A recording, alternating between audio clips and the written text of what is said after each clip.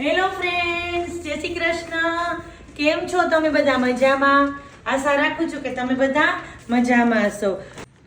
જો વાડીથી શાક આવ્યું છે, તમને આમાંથી જ બતાવી દઉં. તો જો દૂધી આવી છે જુદી જુદી સાઈઝમાં. જો આ રીતે.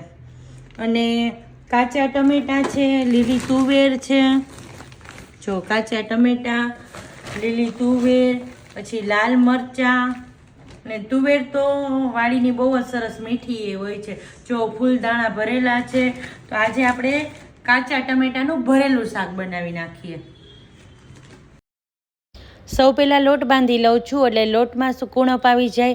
અને માંડવીના દાણા થાળી ભરીને બાફવા મૂક્યા છે, અને એમાં નાખી દીધું છે મીઠું. હવે ટમેટાનું શાક કરવું છે, એટલે એમાં માટે આપણે મસાલો કરી લઈએ. તો લસણ લીધું છે, આદુ મરચાં, એમાં બધાય સૂકા મસાલા, જીરું, સૂકું મરચું અને લીમડો નાખ્યો છે, તલ નાખ્યા છે, સ્વાદ પ્રમાણે મીઠું નાખ્યું છે. આ રીતે મસાલો કરીને એટલે આ મસાલો બહુ જ સરસ થાય છે. તો કાચા ટમેટાનું શાક ભરેલું સરસ લાગે. હવે જો મસાલો લઈ લીધો છે બાઉલમાં, કોથમરી નાખી દીધી છે, થોડો એવો ગોળ નાખ્યો છે. બાકી મીઠું ને બધું તો આપણે મસાલામાં જ નાખી દીધું હતું બનાવવામાં. હવે આ રીતે ટમેટાના ઉપરથી ડીટીયા કાઢી લઉં છું, કટ લગાવી અને ટમેટા ભરી લઉં છું.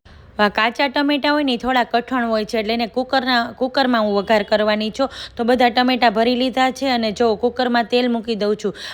ભરેલા શાક હોય એટલે તેલ પણ થોડું ચડિયાતું મૂક્યું છે. હિંગ મૂકી છે, હળદર મૂકી છે, લસણની ચટણી મૂકી છે. અને આ શાકનો વઘાર કરી લઉં છું. અને કાચા ટમેટા ખાટા બહુ હોય છે ને, એટલે મેં ગળાશ નાખી છે. જોઈતા પ્રમાણમાં પાણી નાખી દીધું છે, અને સીટીઓ વાગે છે. હવે બીજી સાઈડ જુઓ, લીલી તુવેર હતી ને, સરસ દાણાવાળી ભરેલી હતી, એટલે એને શેકવા મૂકી દીધી છે.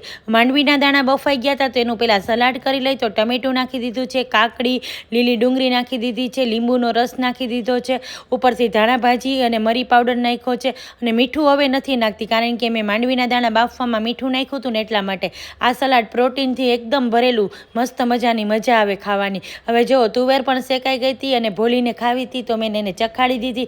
તો કે બહુ જ મજા આવી. હવે આજે છોકરાઓની ફરમાઈશ હતી કે અમારે નાની નાની નહીં, પણ ગામડામાં બંને એવી એકદમ મોટી રોટલી અને જાડી રોટલી ખાવી છે. મને આ રોટલી બનાવીએ નથી ગમતી, અને જમવી પણ નથી ગમતી, પણ છોકરાઓને આવી રોટલી બહુ જ ભાવે છે. તો જુઓ, ભાખરી જેવું ગોયણું લઈ લીધું હતું ને, એકદમ મોટી રોટલી કરી દીધી છે. અને છોકરાઓને આવી રોટલી ઘી ગોળ આરે પણ બહુ જ ભાવે છે. તો જો થાળી પીરસી લઈ, તો થાળીમાં રોટલી લઈ લીધી છે, શાક, આપણું સરસ મજાનું સલાડ લઈ લીધું છે, ઇડલી ખમણ છે, સાથે લીલી ચટણી છે, અને રોટલી ઉપર મૂકી દીધો છે ગોળ અને ઘી. અને સાઈડમાં વાડીના શેકેલા મરચાં, અને આપણા બધાની પ્યારી છાશ તો ખરી જ. તો આવી હતી લંચ.